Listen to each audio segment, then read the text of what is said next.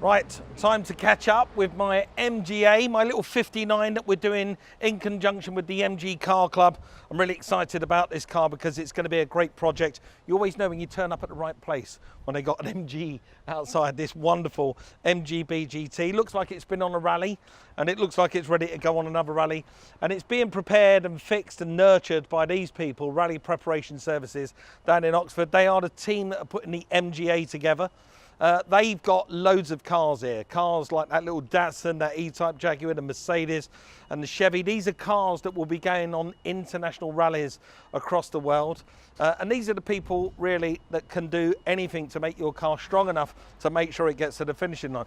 Not that I want a rally car, I just want a very nice 59 MGA. So let's see how they're getting on with it. Just look at this place. I'm always bowled over. Whenever I walk into Rally Preparation Services, I get taken away by some of the cars that are on display here and being worked on. This team here are getting Mustangs ready. Obviously there's some kind of event coming up and they need to get these cars prepared. We've got a more modern Lotus Elise being worked on in the background. That lovely Chevy over there. Beautiful Jaguar E-Type, sir. Very nice car. That Jaguar there. And another car look, being prepared for an international rally in the corner. But I haven't come to see any of these, or these wonderful people. I've come to see this.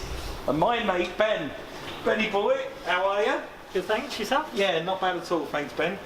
So the last time I see my MGA was at the MG Club Live.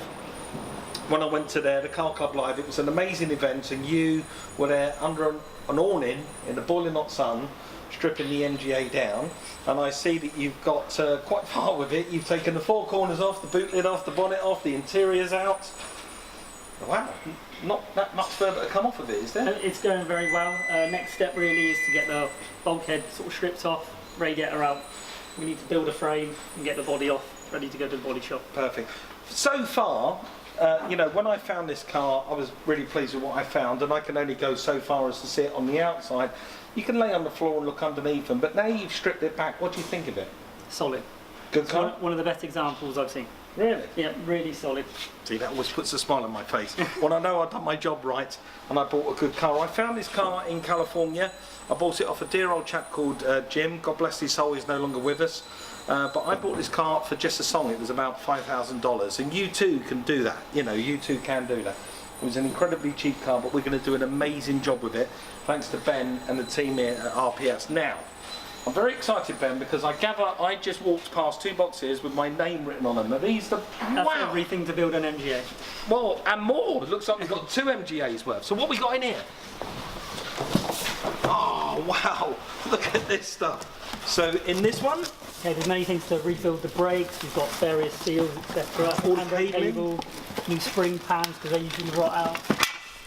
That is fantastic. It is a little bit like Christmas for me when you come and rip open boxes. And what's in that one? You know, we've got wing beading, again more brake hoses, fuel piping, virtually everything you need.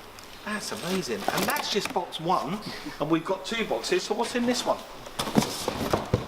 Well, we have even more. Oh, no way. So we've got new wow, look at that. New wiring loom. That is incredible. And then we've got some nice shiny bits. Lots of lovely new bright work. Fantastic. How awesome is that? So we think we've got everything we need to turn this into a really good car. Definitely. Now me and you need to talk about what this car's going to look like at the end. I mean, I've got my ideas about what it would look like. This isn't the original colour. This sort of primrose yellow isn't the original colour. It was originally white. I feel that it needs a colour change because it was painted awfully by somebody in probably the 70s, so I think it needs a colour change. What do you think? Got a good feeling about some silvers. Nice light silver. See, silver is the way that I would really like to go with this car. I think a silver car would look absolutely spectacular. Maybe with a nice tan interior, that could look really good. New wire wheels could look incredible when it's finished. So that's the aim for this car. We aim to get this car looking as sharp as we can so it can be on display at MG Live again next year. We're going to catch up with the car again later on in the year when we go to the Classic Motor Show at the NEC. But for now, Ben, you've got, well, a little bit of work to be getting on with. Yeah. Just a little bit. It's good work. It's good work. You enjoy doing this, don't you? Love it. Listen, if I've got any time, any in my spare time, you will find me standing right beside him, mopping his brow and helping out on the spanners. But Ben, thanks, buddy. Thank you. I really appreciate it. Wow, that's absolutely incredible, isn't it? So Ben is well on the way with the MGA project. Fantastic restoration that's going to be. I can't wait to see the finished results. That car is going to live on another life, and it's going to be enjoyed by thousands of people. It'll be used for charity events. It'll go all over the country. People will enjoy that car.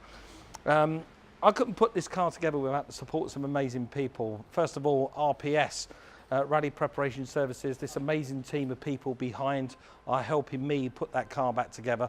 Obviously Moss and all their support with the parts, I need to thank them, but let's not forget where this all spawned from, and that was what I did initially. As soon as I buy a classic car, I join the Classic Car Club. In this case, I join the MG Car Club. Once I join that club, I can tap in to the wealth of information and knowledge that they've got. If there's a problem with a car, there's going to be a resource, a database on how to fix that problem. A YouTube video, or somebody's written on a forum of a problem that they've had and now they've repaired it. And that's exactly what I'm doing with the MG Car Club. That's how we're putting this car together. I hope you do the same. If you go and buy a classic car, join the car club like I did with the MG Car Club. I can't wait to see this car later on in the year and catch up with it, because I know it's going to be a feast for the eyes and it's going to be a real treasure. So I hope you're inspired to tackle your own projects. Right, ta-la.